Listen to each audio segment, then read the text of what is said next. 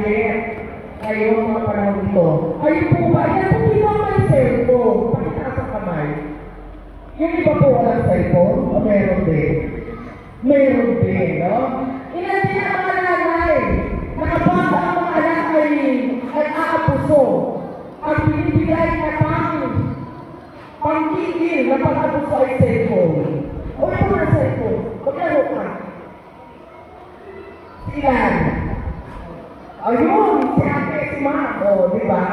Ilang oras may pinagagamit ng cellphone. Ang anak ay ganoon din. Pero po, mga nanay at tatay, kung akala natin ang paggamit ng cellphone ay nakabubuti sa ating mga anak, ay nagkakamali po tayo.